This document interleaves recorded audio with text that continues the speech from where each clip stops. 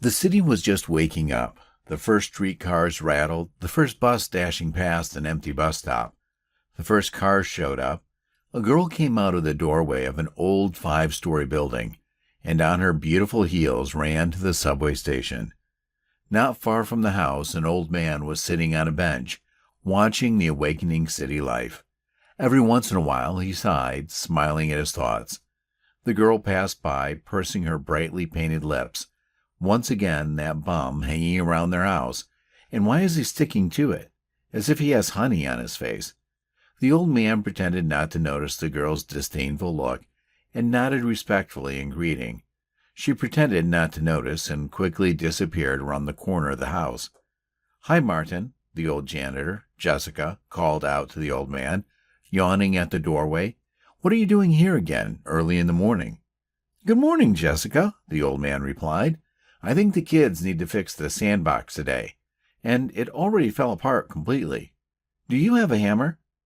"I've got one somewhere," Jessica shrugged. "I'll get it for you. What do you need it for?" "There's a management company. Let them do it."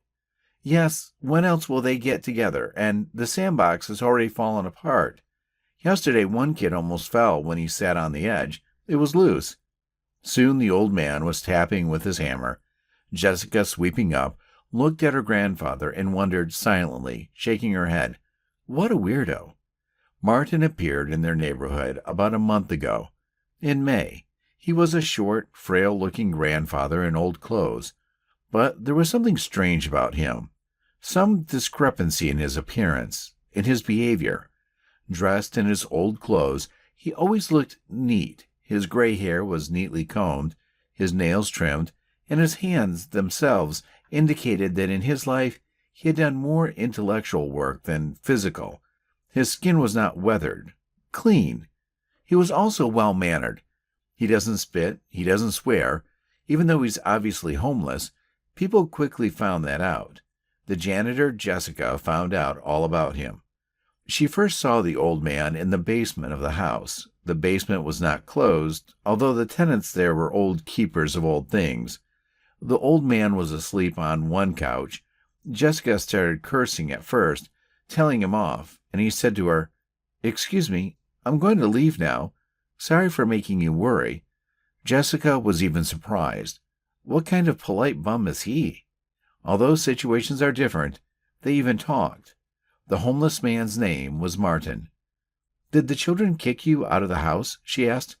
"No way," Martin answered. "I left on my own." "Of course," the janitor snickered. "Everybody leaves by himself. You protect your children, and now they probably live in your apartment."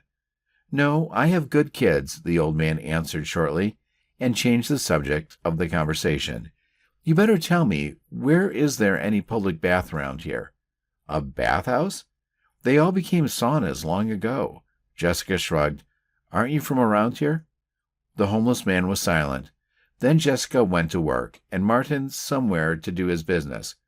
People then saw him. They said, "By the river, washing his clothes there." A bum, but very tidy. And then one day he helped a little boy.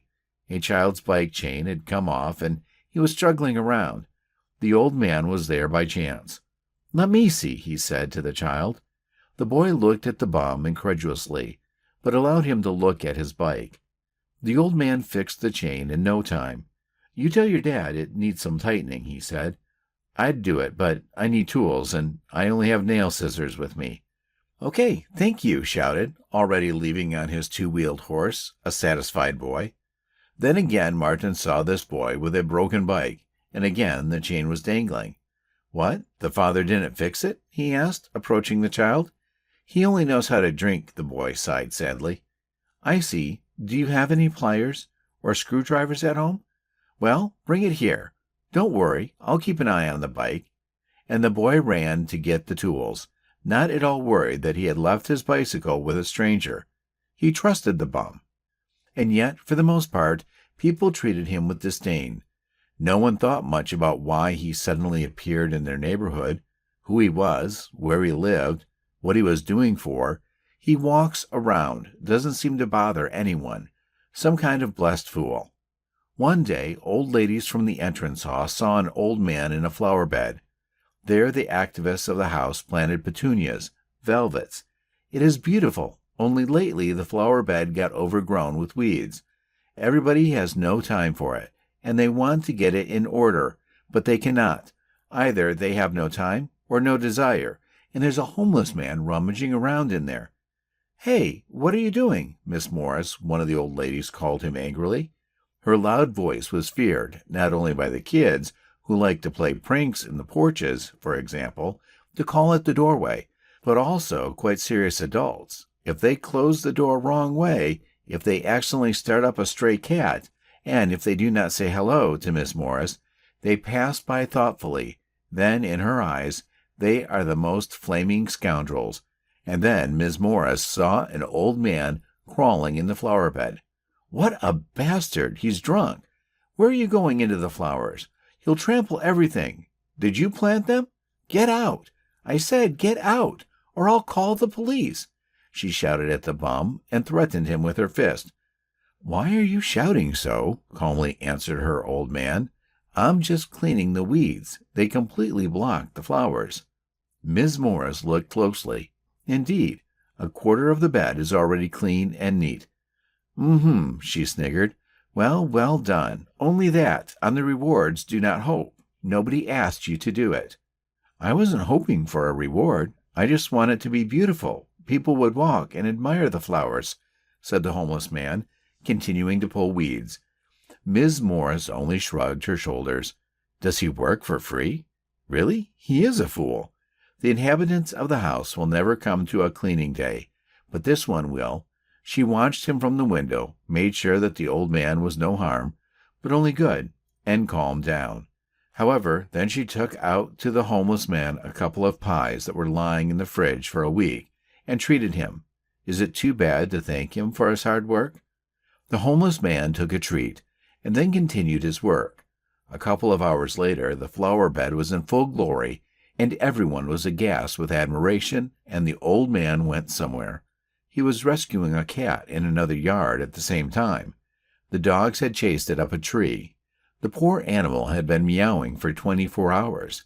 People called and cursed to her, but in the main, no one cared about her. She was homeless. Only children carried to the tree tasty treats, hoping that the cat will get down. But she, weakened by fear and hunger, only desperately clung to the thick branch with her frail body. "We must call the rescuers," said one of the tenants indifferently. "I'm fed up with your screams." "We've already called," was answered equally indifferently. "They said she'll get down herself." "What about knocking her down?" a man with an air gun suggested. People did not approve, but did not forbid it either. And so, when the shooter was already standing by the tree, surrounded by kids, who begged not to scare the cat more, the old man appeared. "You wait," the bum touched the man's hand, and the man squeamishly grimaced. "Let me try." "Well, climb the tree," the man grinned, and watched with interest what the old man was doing. And he dragged some long pole from the garages, set it against the tree, and began to call the cat, baiting it with Miss Morris's pie. Surprisingly, the cat got quiet, and then understood what was required of it.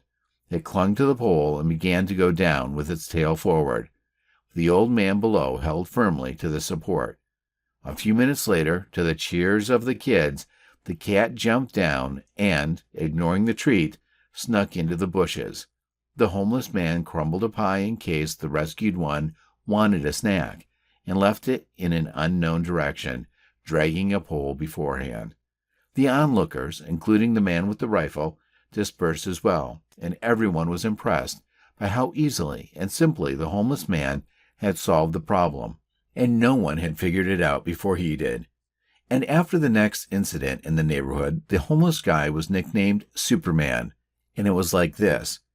It was already nighttime. The lights went out in the apartments. The yards were deserted. At that time, 2 young guys rushed to one of the cars, parked near the entrance. They did something. The car did not even have time to sound its alarm, and they were already opening the door. And then an old homeless man appeared in the yard. Seeing the hijackers, he stepped away and began to recite a poem by Essenen, loudly and expressively. The hijackers froze for a second. "Grandpa, what are you doing?" one of them shouted at him. "Get out of here before we break your neck." "I've been told that hiding your disquiet, worrying about me a lot, you go out to the roadside every night wearing your shabby overcoat," the hobo recited, trying to be as loud as possible. "I'll show you an overcoat," the hijacker shouted, and threw himself at the old man. But at that moment, the window on the 5th floor opened, and the big man looked out. "Get away from the car," I said. "Get away from the car," he shouted. The car thieves assessed the situation and rushed into the alley. "The hell with them," spat the owner of the car, looking after them. "You wouldn't leave the car like that again," said the bum timidly, "or they might come back." "I forgot to ask you," snapped the owner, and then he came to his senses. "Oh, old man, I'm sorry. Thank you. If it were not for your performance, I would have lost the car." "And why did you suddenly start shouting like a madman?" "I love Yesenin, of course, but not at the first hour of the morning." "Well, what else could I do?" The homeless man shrugged.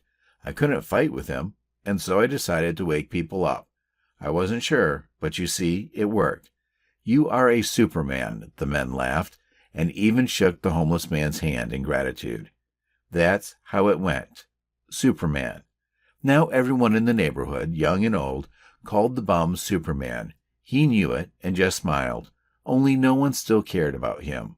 One day in July, it started raining heavily. You had to get rubber boots to go outside. It poured for almost a week. One such evening, in the stairwell of an old 5-story building, they spotted Martin. He was sitting under the stairs, wrapped in an old blanket. The head of the house immediately raised a shout. "Go away! Don't carry the disease!" In vain the old man tried to explain that he would only wait out the downpour. The woman was resolute, and other tenants kept silent. It did not concern them. In general, no one interceded. They threw the old man out in the rain. It was dark, cold, damp. He was standing outside the house against the wall when the janitor, Jessica, noticed him. She still cleaned the entrances to the house, and in such bad weather had to work. The tenants are very harmful. They can complain. "Oh, Martin, what are you doing here?" She was surprised, throwing back the hood of her cloak from her face. "You're absolutely soaked." "I have nowhere to go. The basement, where I live, is knee-deep in water, and all the entrances are closed. That's how I ended up here." "Well, wait for me. I'll be free in half an hour. Let's go to my place. At least you'll dry off," Jessica said. She was not a bad woman. She was exhausted from a hard life and work. At her old age, her husband nicked her out of the house, and she had to go to be a janitor. For this work, she was given a room in the basement, and she lived there. In half an hour, Martin was sitting in a small, stuffy room, covered with plaid, drinking tea. Jessica talked about her bitter life, and most importantly, the children did not stand up for me, she sighed. They said themselves to deal with my father, and he brought a young woman. I have been living here for 2 years now, but it's better than living on the street. How long have you been homeless?" "Not long ago," Martin answered, and stopped talking. Jessica realized that she would not find out anything. "I'm sorry, but I can't leave you here," she admitted. "I'll put a mattress in the basement entrance.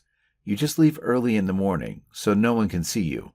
Otherwise, the bosses will know that I'm a bum, and they'll kick me out of work, and I will not survive on the street."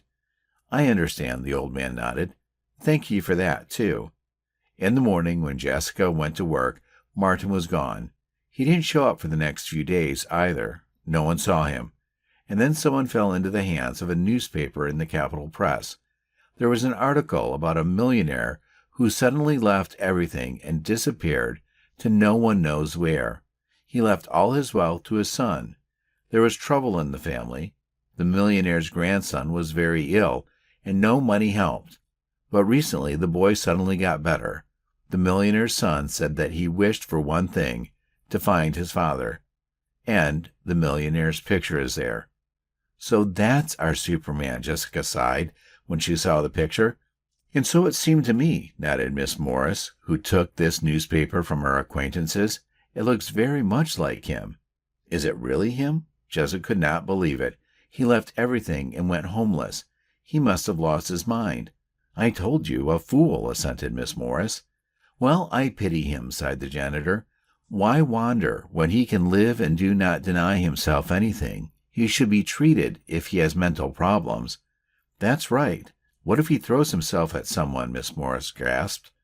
That's not what I meant, answered Jessica with annoyance. His relatives are worried about him. They don't know where he is. Well, do let him know, advised Ms. Morris wryly. Perhaps they'll give you a bonus. And I will, Jessica nodded. I don't need a bonus. You just need to remain a human being. Oh, look at you, human, snorted the companion. People pity you much? It's not about me. Jessica wrote a letter to the editorial board telling them about the Superman, and soon David, the son of that millionaire, came to their town. Only nowhere was the old bum. They went around all the yards David's people looked into all the back alleys of, and they would have left with nothing if by chance. They had already had a flat tire outside the city. There was a small village nearby. David's driver replaced the wheel with a spare and went there to see if there was a tire fitting shop. Luckily, there was one. David and his friend decided to walk around the village while the wheel was being repaired. And then, in the alley, David saw a familiar figure, a short old man walking heavily, with one hand on his waist, the other shoved in his pocket. "Daddy!" cried David astonishedly. "Are you?" The man stopped, looked back. Yes, it was his father, Martin, the owner of a huge fortune, dressed now in some rags. "Daddy, what are you doing here?" David rushed to him. "We've been looking for you everywhere. Daddy, why did you leave? George is so worried." "How is he?" silently asked Martin. "He is all right," David smiled. "It's some miracle. Doctors were shaking their hands. They did not know how to help. And now he is on the mend. He is already home. Daddy, let's go home. Your grandson's waiting for you." The old man stood for a while, thinking, and then nodded in agreement. They got into the car and drove away. 2 months later, in late autumn, an expensive car showed up in town. It drove through the streets and stopped in front of a house where Jessica, the janitor, was sweeping away the last leaves. An elderly man in an expensive coat and carrying a cane got out of the car. He went straight to the woman. "Hello, Jessica," he said with a smile. The janitor turned around and stared at the stranger bewildered, then raised her eyebrows in surprise. "Superman? Are you?" "Me, Jessica." "What a transformation! So I was right. You were in the article. But how? Why? And where did you disappear to? Your son was looking for you." "I met him. I'll tell you why it happened this way. Can I have some tea? I remember your tea is so good." Now, the woman fussed. "I'll still have to clean up." "Leave it," Martin said firmly, and the woman obediently put down the broom. Then they sat in her little room, and, at last, Martin told his story. He worked all his life, so his family did not need anything. He achieved a lot, it would seem. Now live and be happy. But then, suddenly, his wife died of a heart attack, and soon George became ill. He was only 5 years old at the time. Doctors did everything, but nothing helped. Only a miracle can help, they said. And then Martin went to the church, wept at the icons, asked God to heal his grandson. "Take everything away from me," he prayed. "Just save my grandson." And then he had a dream. It was as if he was walking along a road, and a beggar came toward him, and the beggar said, "You want to save your grandson? Give up everything. Then George will be well." "I remember this dream so well," Martin told me. "I thought it was a sign to me. I left one day without taking anything with me. I only wrote a note to my son not to look for me, and I left him all the powers of attorney for the business. I was on a train somewhere. Then I got out in your town. That's where I stayed. At first it was scary living on the street. Then I got used to it. A man can adapt to anything. And then the rains. People around here are so indifferent. You're the only one who helped. But why bother with me? I decided to go to the countryside, in a village. I settled down, even took an empty house. And here's my son. He made me happy. George is cured. I don't know if it was a coincidence, but it worked." "What a miracle!" Jessica was surprised. And how is he now? George is perfectly healthy. And you? Have you gone back to work? No, I gave everything to my son. I'm just living now. I have a small cottage and a car. That's all. That's all, Jessica grinned. For many people, that's the limit of their dreams.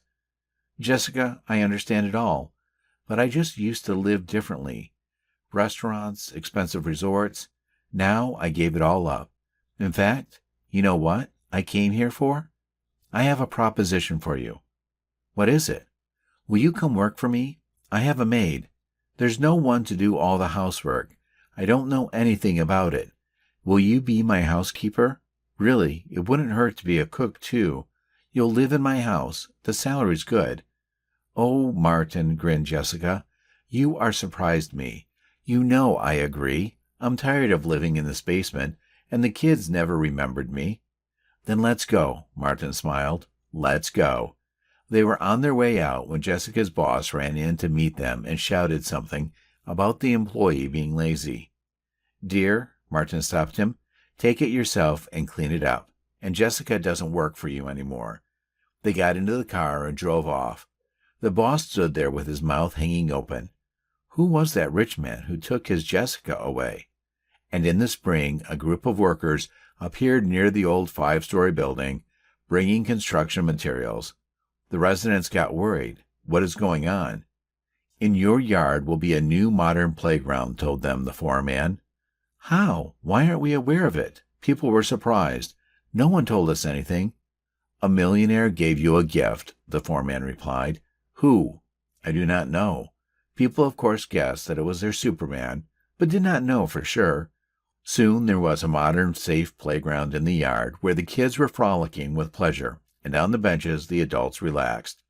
Jessica stayed at Martin's house. Soon, however, she kicked out the maid. She can handle everything herself.